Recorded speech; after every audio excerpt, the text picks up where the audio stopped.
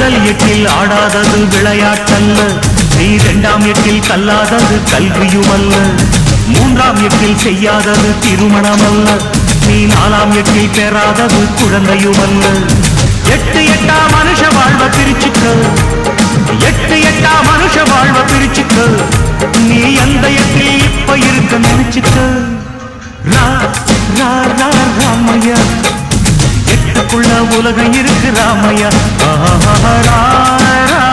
ராமையா, நான் புட்டு புட்டு வைக்க போறேன் பாறையா.